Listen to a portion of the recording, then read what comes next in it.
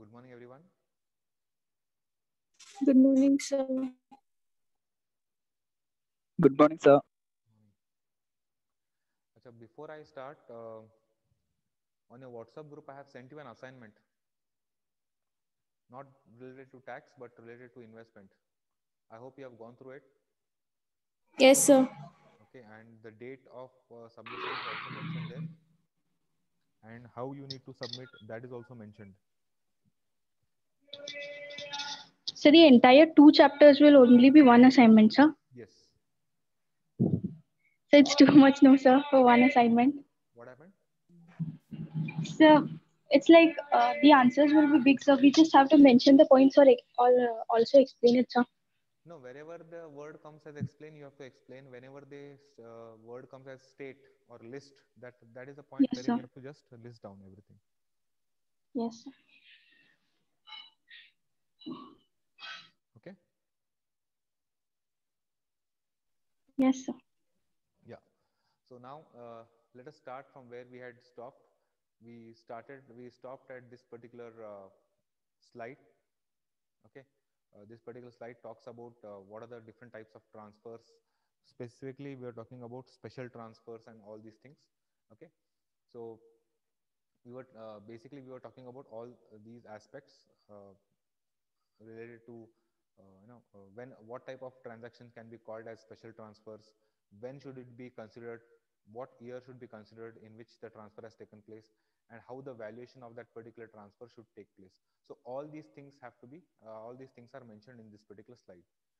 Same way, okay, the the explanation continues further as far as the other transfers are concerned. I mean, with respect to the other aspects which wherein transactions can happen and you can what do you say expect that the you can expect that the transfer has taken place. So we also have to take into consideration what year it has been transferred and how we need to consider the valuation of that particular asset. In other words, if I sell any of these assets in the previous year, on what value will I be charged tax? That is what this particular slide talks about.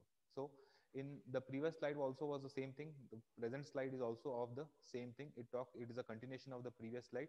So here we talk about how a particular transfer will come into effect. Now, section 45, subsection 5 says transfer by way of compulsory acquisition under any law.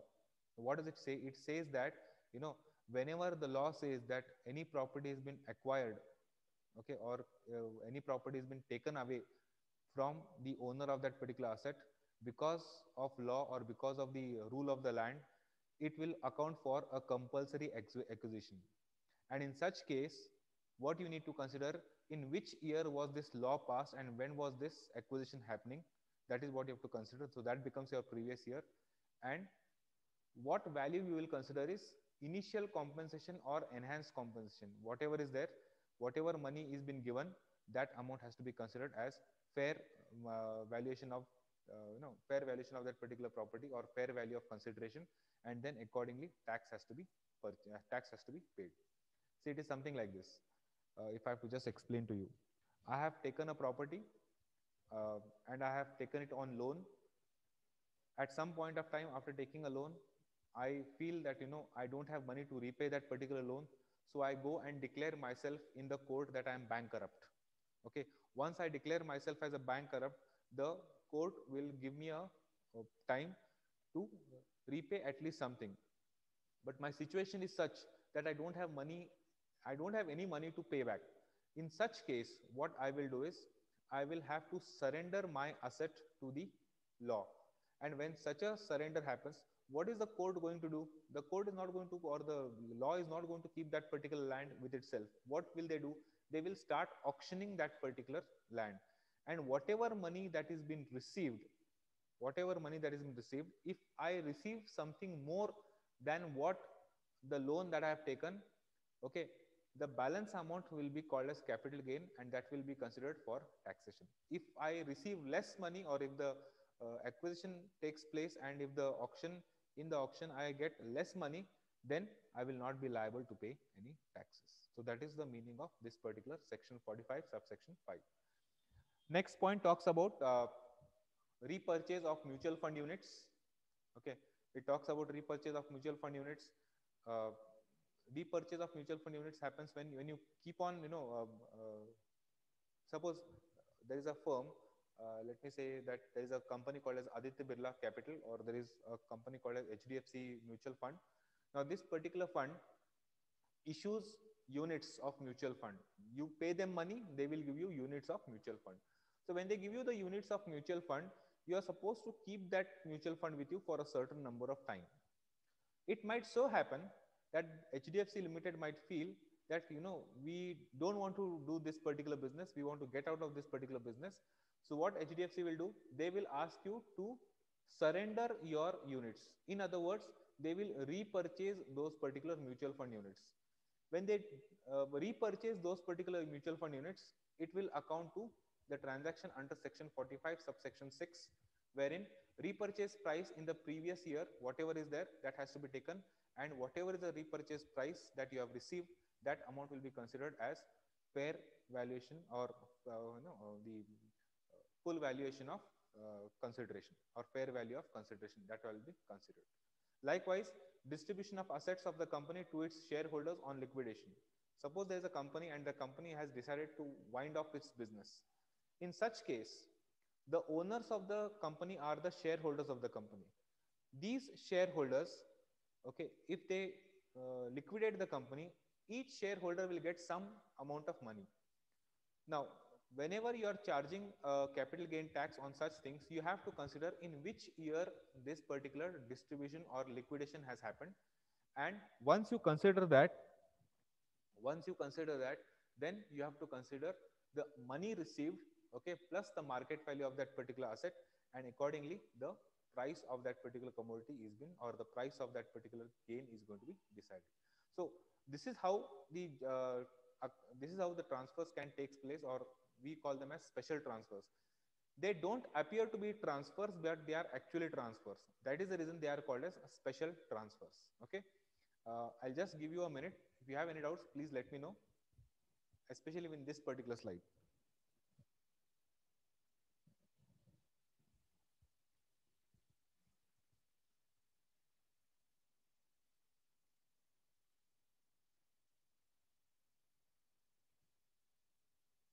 Any doubts in this particular slide, please?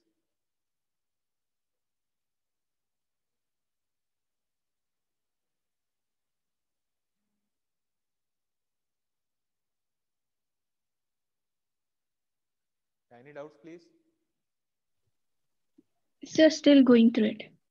Okay, please go through it. So that section 42 subsection 2 Section 46. saying that money received, yes sir, yes sir. Subsection 2, that money received from the company plus market value of the other asset on the date of distribution means when the company is going to liquidate it, See what happens. all the asset. Yes sir. I'll just give you a simple example. See if you can follow. Suppose you are a Yes sir. Rohini, you are a shareholder in one of the companies, and that company has gone into liquidation. That means the board of directors Yes sir. decided to stop that particular company. That company has some liquid cash, it has some investments, it has some assets in terms of machinery, furniture, you know, uh, probably some other equipments that can be termed as assets, right? Now, when the Yes company sir. is closing down, let us say you and me are the only shareholders of that particular company. What will happen? Let us say there is 10,000 rupees cash available with the company. On distribution, you will get 5,000, I will get 5,000. Clear? So this is what we call as money Yes sir. received from the company. Yes sir. Right? Now, apart from money, there are other assets like Yes I sir. told you, Yes sir. furniture, there is machinery, there are some other equipments that can be termed. Machinery. Now, in case of liquidation, we will not be able to ascertain the value of it. But suppose we have a machine that we have, and similar type of machine is also available with one of the other manufacturers. We have to find out what is the market value of such machines. Are you able to understand? Okay sir. Yes sir. Yes sir. Right. Suppose what is the market value of a particular machine? Say the market value of that particular machine is, let us say, around 50,000 rupees.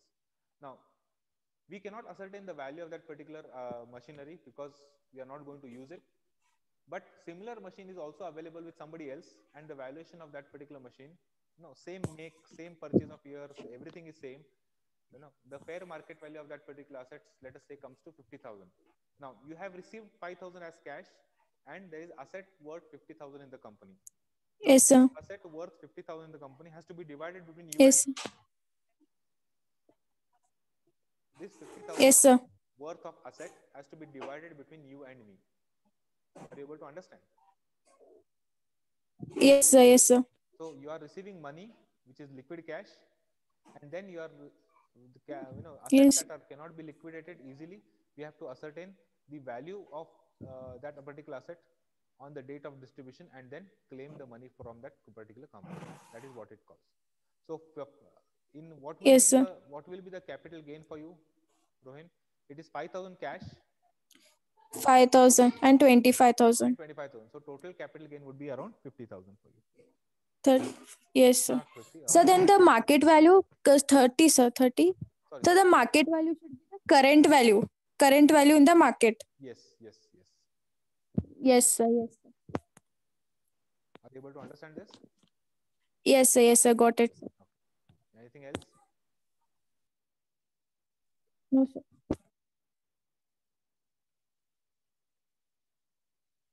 No? Fine. Now, there are next slide talks about, these are some transactions, okay, that are not regarded as transfer. Clear? They appear as transfer. I repeat, they appear as transfer, but they are not called as transfers. Please mark my words. These two slides, special transfers, they don't appear like transfer, but they are transfers. I repeat myself. These two slides, okay, this starts from 45.1 and next slide starts from 45.5. These two slides that I just explained, they don't appear to be like transfers, but they are actually transfers. Okay. Next slide that I'm talking to you, they are transfers, but they are not regarded as transfers. That means they don't appear like transfers. Even though they are transfers, they are still not called as transfers. So there is a difference. Please try to understand this. Are you able to get my logic here? The previous two slides, Yes, sir. the previous two slides are transfers, but don't appear like transfer. This slide, it is not a transfer. It is a transfer, but it is not regarded as a transfer. So please understand that. Okay. So let us come to what are those transactions that are not called as transfers. Okay. If there is an HUF, okay, if there is an HUF and this HUF gets divided, okay, HUF gets divided, then in such case, even though the property is getting divided among these two, these two entities, still it will not be called as transfers. Okay, it will not be called as transfer.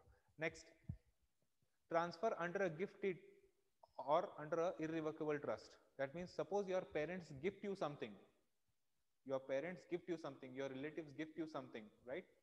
Generally it happens, when the partition of the house takes place, you get the first floor, your brother gets the second floor, or probably he gets the ground floor, something or the other. In such case, the property will be transferred in their name, okay, but it is not a transfer. In other words, you have not paid money for it, it has come to you as a gift. So in such case, okay, these are transactions that are not regarded as transfer, but they are called as gift deeds. The example that I told you, like for example, the partition of a house or a partition of a plot between two brothers or somewhere in the family, they appear like transfer, but they are not actually transfers. Third point, whenever there is a big company, a holding company, and it has subsidiary companies, okay, transfer between a holding company and a subsidiary company, the transferee should be an Indian company. Okay, in such case, there should be 100% shareholding, and assets should not be transferred as stock in trade. Now we'll come to this later.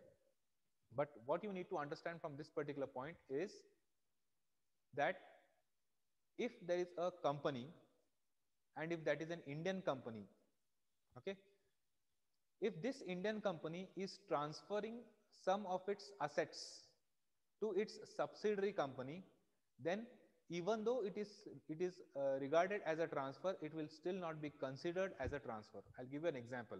All of you have heard of a company called as Tata Sons Limited. The main parent company of all Tatas is called Tata Sons Limited. Under Tata Sons, you have Tata Steel, you have Tata Motors, you have TCS, Tata Johnson Controls, Tata Hitachi, okay, Titan, Taj Group of Hotels.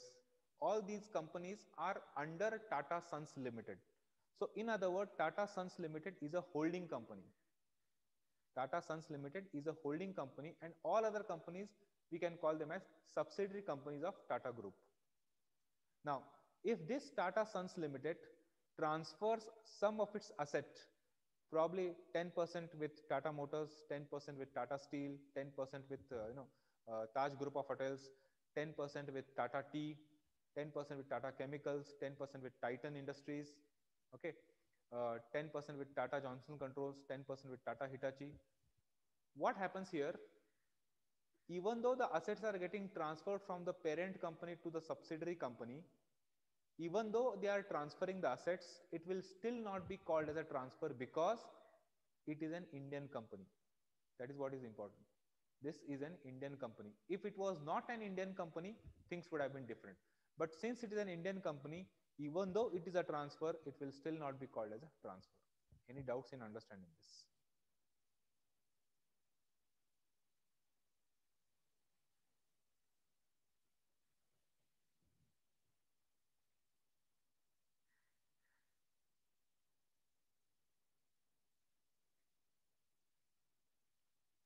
Any doubts in understanding this? No, sir. Sure. Okay. Next point says, by amalgamating company to an Indian amalgamated company. Suppose there is a foreign company. Okay. Let me give an example. Uh, Suppose there is a company called as Vodafone. Now, Vodafone is a British company, and Idea is an Indian company. Okay. Now, this foreign company called Vodafone merged with Idea. That means all the assets of Vodafone India Limited have now become the assets of Idea Cellular Limited, right? In such case, Vodafone is getting amalgamated with an Indian company, that is Idea Cellular. In such case, even though the amalgamation takes place, it will it appears that the assets of Vodafone are going to be transferred to Idea Cellular. It appears so, but it will still not be called as a transfer. Why? Because the company, Vodafone company, is getting amalgamated with an Indian company, and therefore it will not be called as a transfer. So whenever, if there is no transfer, there is no capital gain. That is how it is. Unfortunately, in what happened is Vodafone did not merge with Idea. Idea was acquired by Vodafone. Okay, practically speaking, Idea Cellular was acquired by Vodafone. That is the reason today you don't have a company called Idea Cellular. It has become Vodafone, right? But suppose it was a company such as Idea Vodafone. If the name of the company was Idea Vodafone, then we would have called it as an amalgamated company. But here, Idea Cellular, which was an Indian company, was completely acquired by Vodafone, and that is the reason we cannot claim, we cannot take benefit of this particular section. Am I able to convince you that this is not a transfer? You please tell me if you're not able to get it. I'll take simple examples. Got it, sir.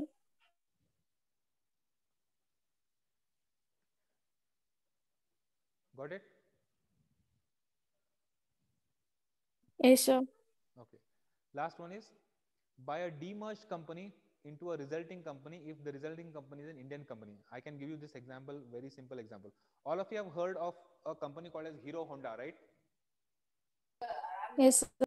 Now there were two companies in this. One was Hero Motors and second was Honda Motors, right?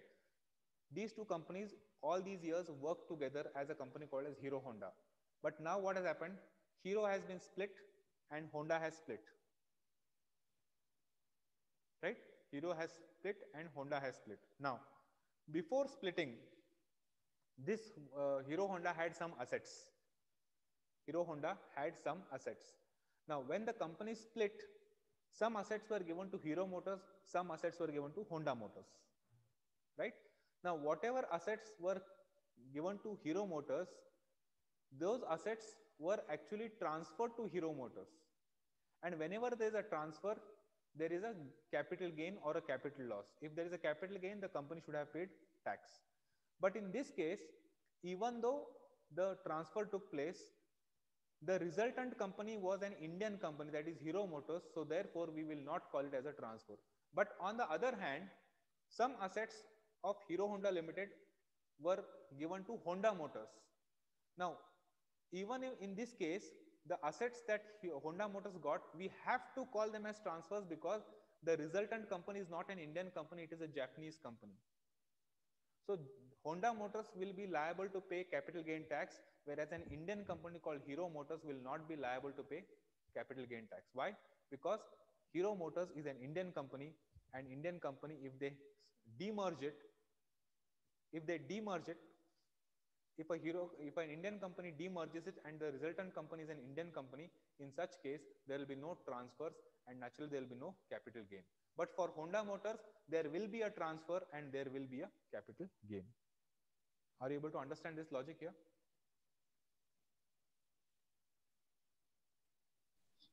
Yes, sir. Okay. Now, just give me 2 minutes. Okay. Just give me 2 minutes. Just go through this particular slide. Okay. And then we'll discuss it. Take your time. Go through this particular slide first.